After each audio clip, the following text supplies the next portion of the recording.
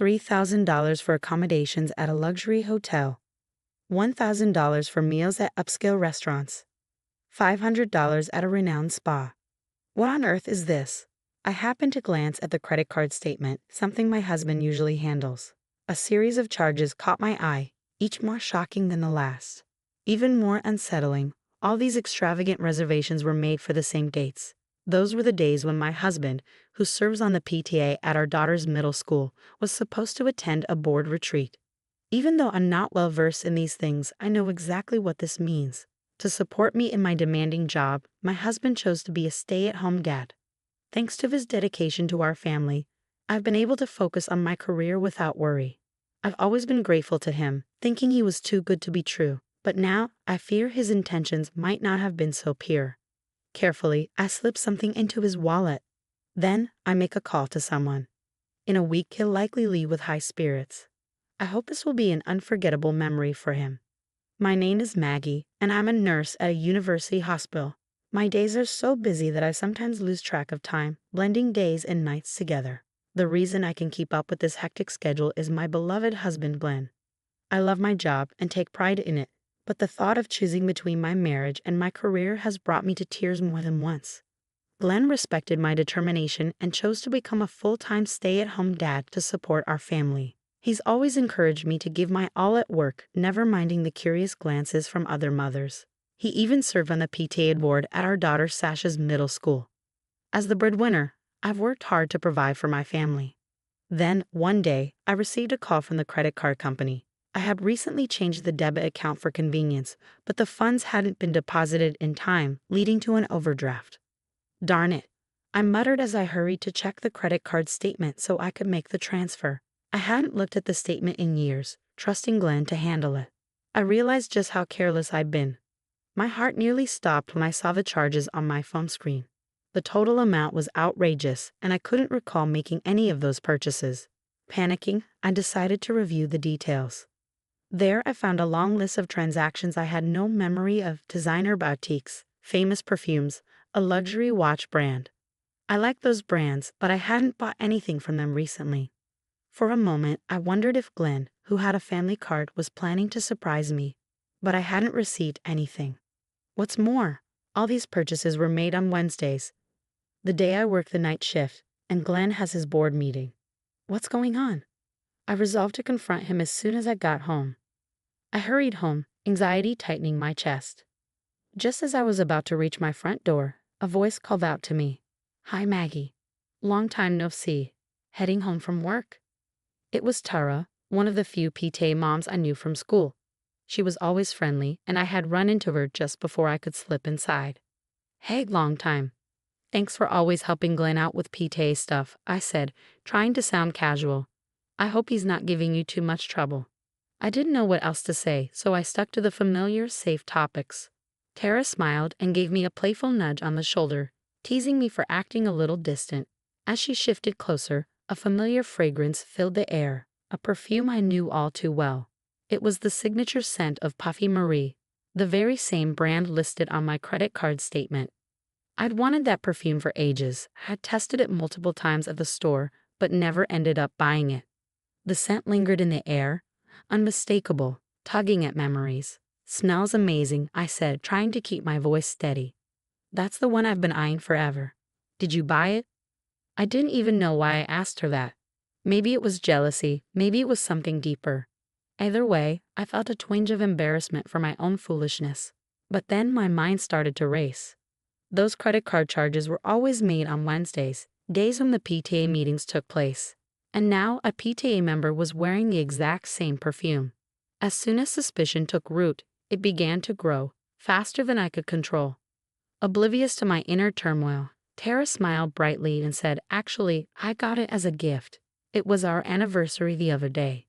She giggled, looking as sweet as ever.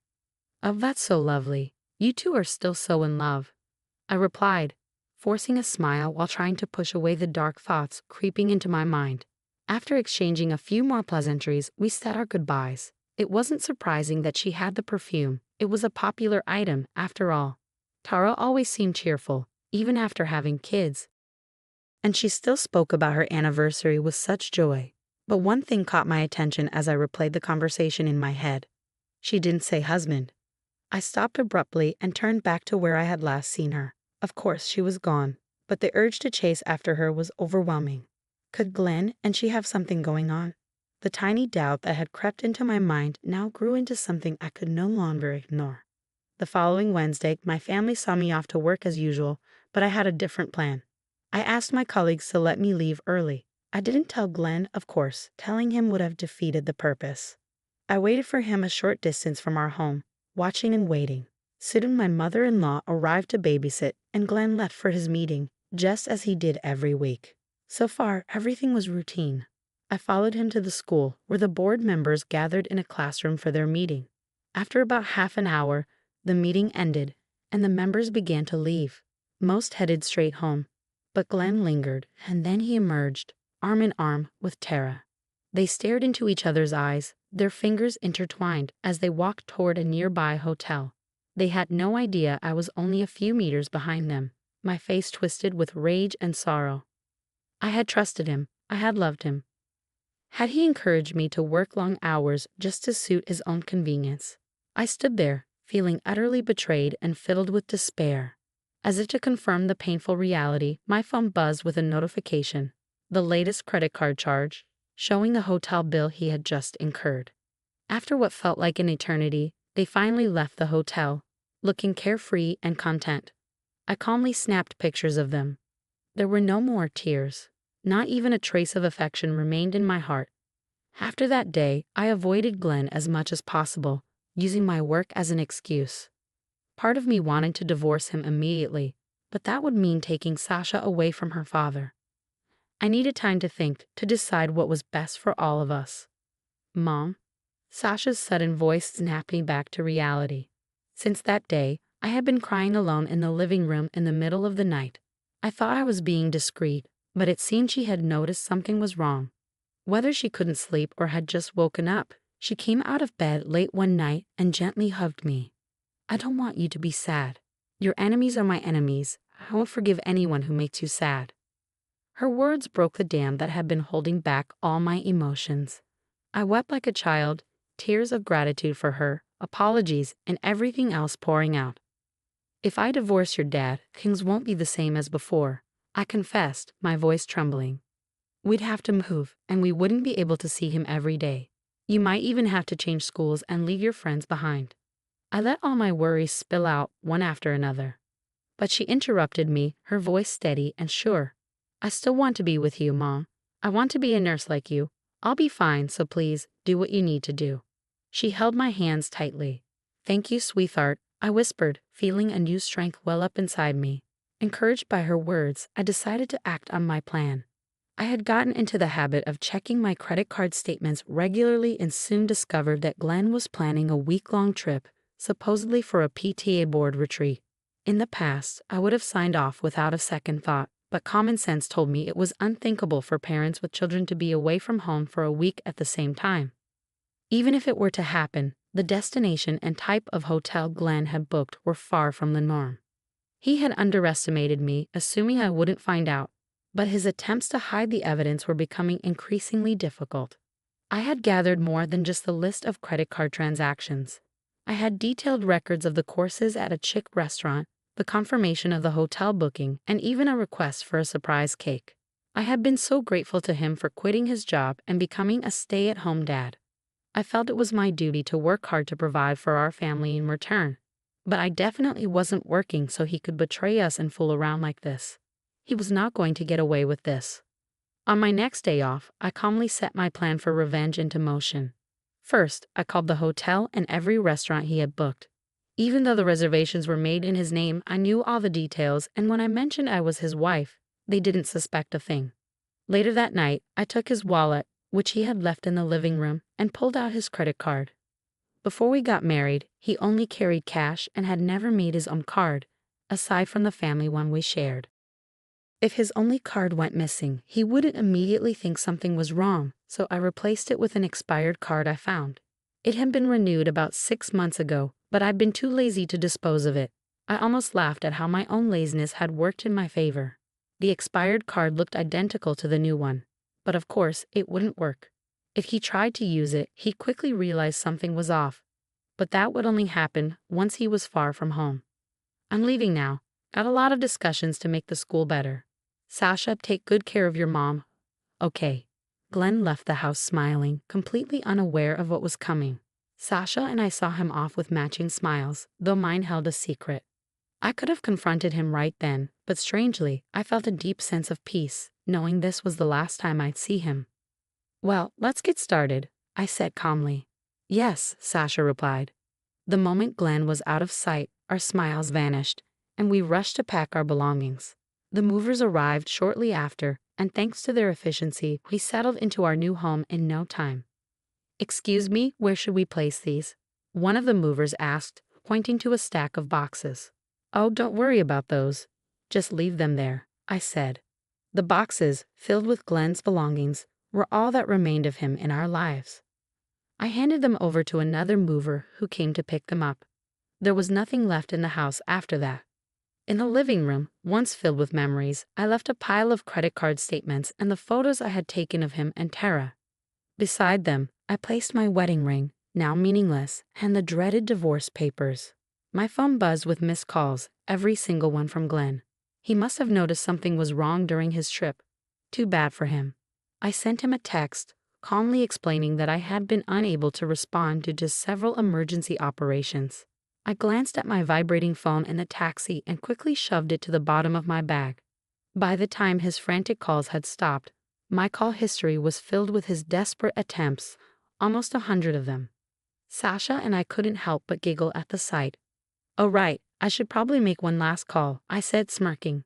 Yeah, that's a good idea, Sasha agreed. We dialed the number. Later that day. What's going on here? Maggie? Sasha? Anybody home? Glenn returned from his week-long affair, brimming with confidence only to be met with an empty house. His face turned ashen as he saw what I'd left behind. Credit card statements, divorce papers, and a photo of him and Tara. He tried calling me repeatedly, but of course I didn't answer. I blocked him. Then his phone rang. An unknown number. Desperate, he answered, hoping it was me. Hello? What the hell have you done? I was asked to pay for all the bookings I'd already prepaid online, and now my credit card is expired. Do you have any idea how humiliated I was? This is nothing but harassment. Did you have to borrow money from everyone, Glenn? If you borrowed $5,000 from each of them, that's quite a sum. Did you go overseas? I hope Tara didn't give you too much trouble, came the cold, commanding voice from the other end. Glenn went pale and began trembling so badly he couldn't get a word out. Is this Tara's husband? Glenn stammered. Yes, this is her husband. I know everything about you two. I will be demanding alimony from her, and I won't let you both get away with this. The line went dead as soon as he finished. Glenn was left in stunned silence, his mind reeling. Panicking, he tried to contact Tara, but her phone was disconnected. It had already been canceled. It was her husband who had called me earlier that day after I informed him of their affair. He had been surprised, but not devastated. In fact, he sounded deeply sorry, admitting that he had suspected her for some time. It was a shock for Tara's cheating partner to learn that his mistress was someone he knew well. In fact, he even offered to cooperate with me to help with my plans. After getting Tara's parents' address from him, I sent all of Glenn's belongings along with copies of the divorce papers and photos of their affair to them. Naturally, Tara's parents were furious. Their outrage was so intense that the entire neighborhood soon knew about Tara's divorce and her potential loss of custody due to her infidelity. Her parents, who were wealthy and ran a successful local business, were particularly appalled. They had expected their daughter to get their support regardless, but her actions had tarnished their family's reputation. They refused to let her inside their home when she came to them in tears.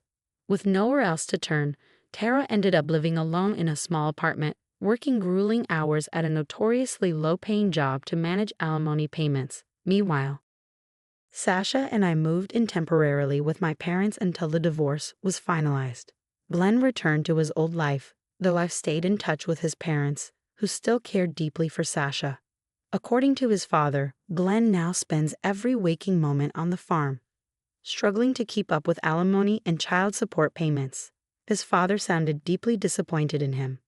My attorney successfully negotiated a substantial alimony settlement on top of child support, making Glenn's monthly payments quite hefty.